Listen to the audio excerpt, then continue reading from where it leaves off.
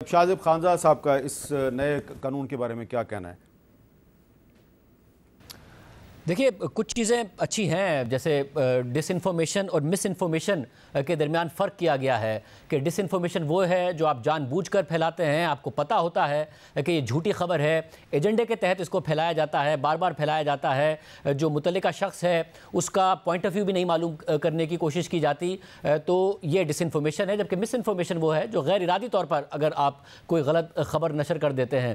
تو ان دونوں کا فرق کرنا لازمی تھا، اور اگر ان دونوں کے فرق کی بات کی گئی ہے یہ اچھی بات ہے۔ جو میڈیا کے لوگ ہیں، جو امپلائیز ہیں، ان کو وقت پر سیلری نہیں ملتی ہے، یہ ایک اہم بات ہے کہ اس بات کو ڈالا گیا ہے کہ اس بات کو یقینی بنایا جائے کہ سب کو وقت پر تنخواہ ملنی چاہیے۔ مگر جو اہم معاملہ ہے وہ یہ، اور جو ایک بہت بڑا مسئلہ آتا ہے کہ جی حکومت کیوں پیمرا کا چیئرمین لگائے گی یا پھر اس کے اراکین کو تعینات کرے گی۔ حکومت کا کوئی تعلق نہیں ہونا چاہیے میڈیا کو ریگولیٹ کرنے سے، کیونکہ میڈیا کا کام ہے کہ حکومت کے حوالے سے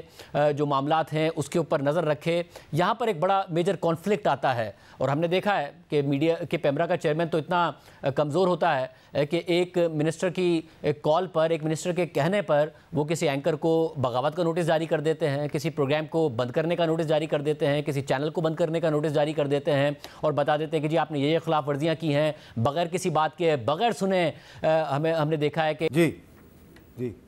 میں تو شاہزیب کو میں پہلے ایڈریس کر چکی ہوں کہ اب چیئرمین پیمرا کے پاس یہ اختیار ہی نہیں ہے۔ اب یہ کاؤنسل آف کمپلینٹ کو اختیار دے دیا گیا ہے کانٹینٹ کے اوپر، نہ چیئرمین پیمرا کر سکتی ہے نہ اتھارٹیز کر سکتی ہے، اور اتھارٹی بھی اگر اپنا کورم بلا کے یہ تعین کر لے کہ یہ ڈس انفارمیشن ہے یا مس، اس کو بھی نہیں۔ لیکن آپ کہہ رہی تھی کہ عدالت میں جانے کا اختیار ہے، لیکن یہاں پہ تو عدالتوں کے دائرہ اختیار پر پابندی بھی ہے۔ نہیں،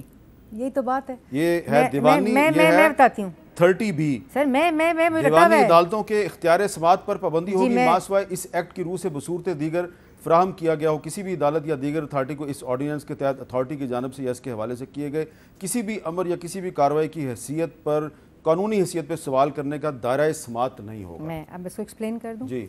یہ کس میں ہے؟ 30B میں ہے، اور اس میں کیا ہے؟ یہ ہوتا یہ تھا کہ میں اگر اگریوڈ ہوں یا کوئی کاؤنسل آف کمپلین میں اپلیکیشن گئی ہے کسی کے بھی خلاف کہ اگر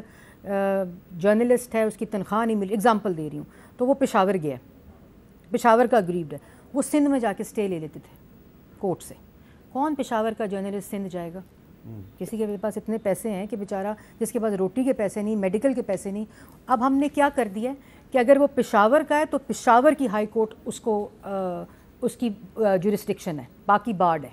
باقی کوئی کورٹ اس کے اوپر ڈیسیجن نہیں کر سکتی۔ اگر لاہور کا ہے تو پنجاب کو لاہور کورٹ ہے، کراچی کا کون جا سکتا ہے؟ مجھے آپ بتائیں کہ پشاور کا اگریوڈ جو ہے بیچارہ وہ سندھ جا سکتا ہے؟ اس کی بارڈ کی ہے، جہاں کا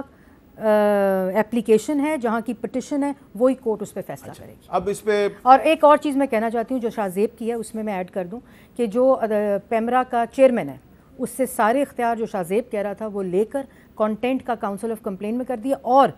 اتھارٹی کے اندر جو آپ کا کنسرن رہتا ہے، اتھارٹی کے اندر جو انڈیپینڈنٹ ممبرز ہیں گورنمنٹ سے زیادہ کر کے ان کے 8 کر دیے، ٹوٹل 12 ممبر ہوتے ہیں، صرف 4 ممبرز جو ہیں وہ گورنمنٹ کے ہیں، باقی سب انڈیپینڈنٹ ممبر ہر پروونس سے۔ پی بی اے کا اور پی ایف یو جے والا اس کے پاس تو ووٹ پاور ہی نہیں ہے۔ اس کا ووٹ پاور تو ریپرزنٹیشن ہے نا، میں آپ کو کہہ رہی ہوں ان کو چھوڑ کر ایڈ کریں تو 8 ہیں، ویسے 4 ہیں گورنمنٹ کے، اور اس کے علاوہ 8 ممبر جو ہوں گے وہ ہوں گے پرائیویٹ ممبرز، ہر پروونس سے 1 ممبر، وفاق سے 1 ممبر۔